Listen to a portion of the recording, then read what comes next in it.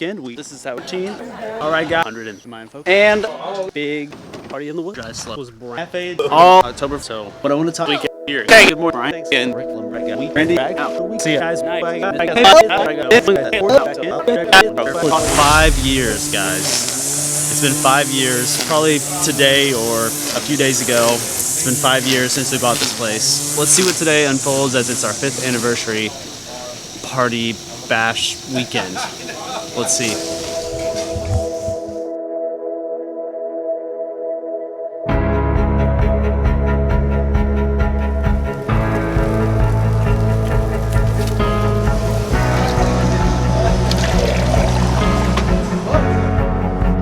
Cheers. Oh, that's it.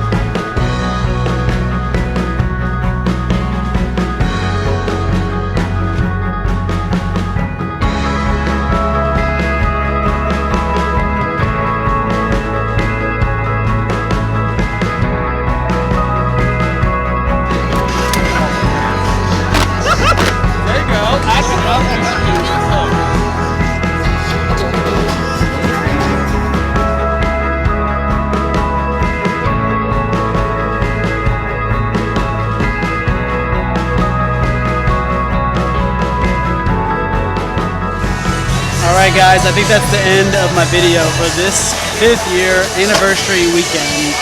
Thank you to everyone who helped us this weekend, participating, giving of your time, donating your resources. Thank you so much. We couldn't do it without you guys. In 2015, when we bought the campground, I never thought we were going to be this successful in such a short time. Our friends who have been with us since we took over have seen the differences. We have also made a lot of new friends along the way. It has been a lot of hard work, but it has been worth it at the end. It has been a fun experience seeing the park grow, and this would have not happened if it were not all for all help and support from all of you guys. So with that said, thank you to all of you.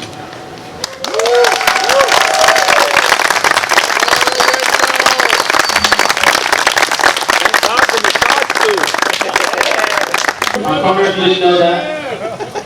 I gotta get my papers and organized. Danny put a lot of alcohol in my drinks, so.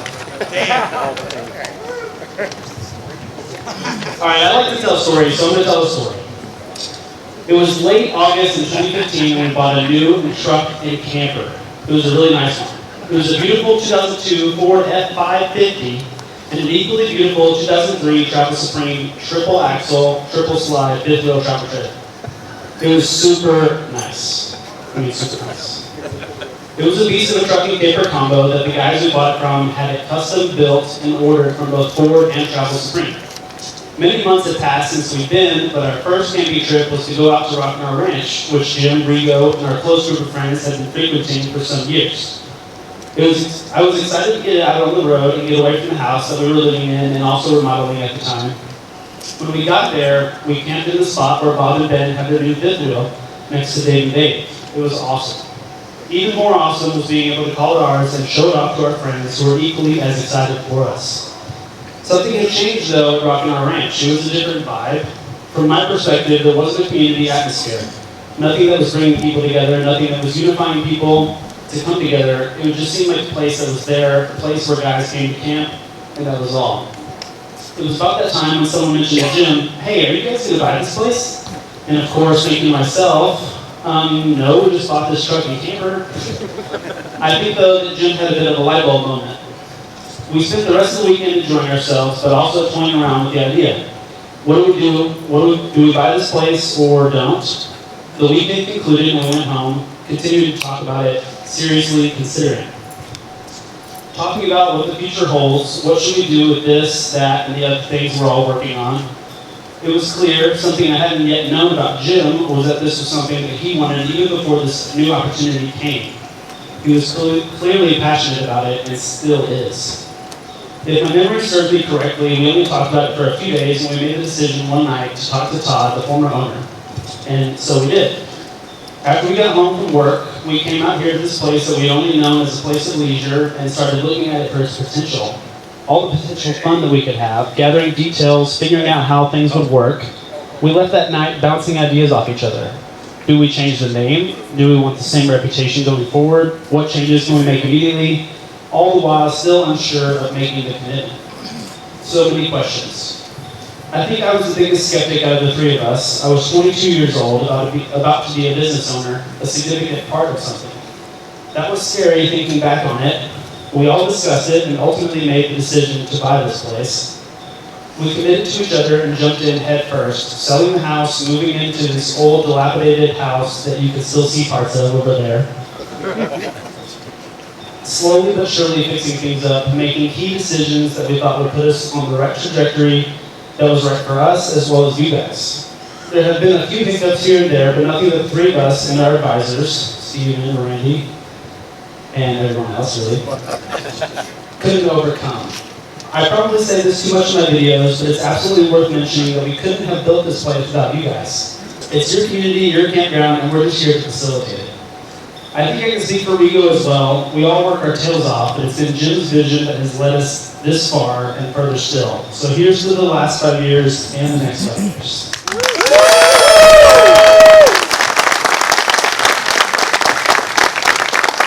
I have 3 pages. Thank you. So thank you guys for joining us first on this 5th anniversary. Right here. Swallow it. That's what he says too. For those who don't know me, my name is Jim, and I am one of the owners of Grizzly Pines. Connor was correct in his statement about the park. I've been passionate about owning and operating it since the very first night we came here. Yeah, they thought it was the guys, but it's the park, right? Most of you here tonight never met John and Todd. John, by the time we started coming to the park, John was already sick, and he was tired too. Todd didn't really care that much about owning a park, so it just wasn't his passion, you know. They were both tired of the efforts and the will to run the park, so with that thought, you know, we thought that they left us a great mold to start with, and I did anyway, thought that we had a whole lot to work with. You really got to put it right here. I will say this, if you people surround yourself with people who don't see the dream, it's going to be difficult to get somewhere.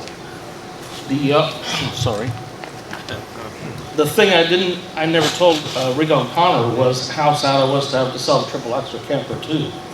But buying the park meant an end for the time being to our fun, our yearly visits to New Orleans, but there were a lot of positive things about the park. So we had a lot of work ahead of us. We had this huge park, a motley collection of RVs that weren't really all that good, and a bunch of spaces. The only thing that we did have which guaranteed we would make it was a group of people that believed in what we were going to do.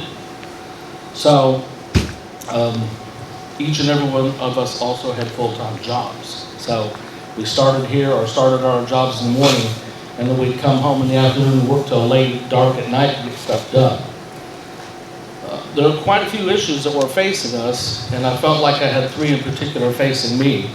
The park infrastructure was run down, permanent residents were suffering, there were no basic services. Many of you might remember the little story of the blue water for Rigo in the toilets. People were happy that they got blue water in their toilets. So they just didn't have that stuff, you know. The other issues that I had to make sure that I proved to them that the effort was going to be worth it. This whole park would be worth something, you know. So we got started, and we just got busy and just got going. One of the things that I always comment to people, and especially to new guests, is that owning this park has never really been about making the money. I know that it seems like that's what it's about and everything, but it's about more than that. It's about sharing the vision of what I first saw and felt when we came here. When Rigo and I first came here, it was a lot of fun. We were welcomed. It was really awesome. And the place, like Connor said, had lost that, a lot of it. So I wanted to bring that back, you know. So it's about sharing the vision. It's about building a community of ever-expanding close friends and a place where you can be naked in person and in your heart, where you can indulge in your fantasies and build friendships that'll last forever. Too much of a lofty goal, you think? Well, let me show you something here. This last week, I don't know how many of you know Ron and John. Ron and John came for a 2-week reservation in October 2018, and they left in March 2019. Quite a stay, right? They went on a cruise with us. They're here again today still. And the thing about that is, if you look around the park, you can see all the stuff that they'll leave behind when they leave. The garden over there, the Christmas stuff that we'll get when we get the Christmas stuff out that John has done for us. Last Thursday, while we were doing some routine pool maintenance, Robbie came up here, brought gloves and stuff for gardening, and he went over and he weeded all around the bear cove, right? He spent all the time to do that on his hands and knees. Sunday, it started raining. We had to get this grass down so we could have a nice party tonight. 4 of us got started, and then all of a sudden, Erin, the brisket champion, wherever she is, took her sarong off. That was scary enough. But got out here in the dirt with us and started putting in the grass, and then so did Eric, somebody who just came for his first weekend, right? This morning, whenever it wasn't this morning, it was the other morning, we went around the park with Connor and see what was going on in the areas and stuff. 2 of the new guys were out weeding around the goldfish pond. You know, somebody was raking and cleaning up, you know. Dale came over to the chicken ranch yesterday morning and smelled like onions. I guess that's better than deodorant, you know. But he and CJ offered to chop all onion cilantro for dinner tonight. Last week, at the brisket cook-off, Mickey brought his Grizzly Pines apron and asked if he could help us serve. Dale and CJ joined in and helped us. Tim spent a whole lot of his time this week coming up with a very good marinade and everything so we could have authentic tacos al pastor tonight without the outdoor spit. So, Danny arrived here Friday morning. Danny was so excited when he got here Friday morning, I thought he was going to pee himself. I wanted to watch that. But he didn't do it, you know. But he's been so excited the whole weekend being here, and he's bartending for you tonight. Right? Jim Clay went around. Jim Clay went over and weeded all around the pool equipment stuff. So the thing is, I'm going on about this stuff, but the common thread in all these stories is that every one of these people just jumped up to do this themselves, right? We might have asked one of these people to do one thing, and the rest of us all just happened. So they came here, they exercised the desire to be a part of this community. And that's exactly what we want this place to be, right? It's a community of like-minded guys who want to share what they have with the others. It's exactly what I thought when we started that it could be. Let's see. It's your part, a safe haven, a fun, enjoyable place filled with sexy men, both naked and clothed. It's a place where you can get down on your hands and knees and weed a flower bed. It's a place where you can leave something of yourself behind and not what we have clean out of the hot tub. But it's a place that when you leave here, you'll be remembered. I know that. With that in mind, let me say this. One of the people that I want to recognize that really did a lot for us, for me, is John Pilato. I know a lot of people didn't know him, but he was a really extraordinary person. And he just seemed to have a whole calming effect on what we were trying to accomplish and help me. Jesse Alver, we'll really miss him. Jason Mooney, who we just lost, 3 weeks ago? Another loving soul. And then, I don't know if you all know that John passed away in 2012. Todd passed away in 2018. They introduced us to this, and John took me under his wing and showed me a lot about running the park. I hope they're happy with what we've done. Yeah. I can't get the last page open. I know I made it too long, right? No.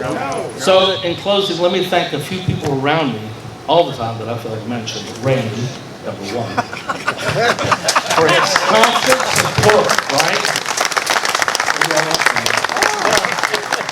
And his cooking abilities, because I put on a good 10 or 15 pounds. Stephen for his ever faithful service to me and to Grizzly Pines. Stephen's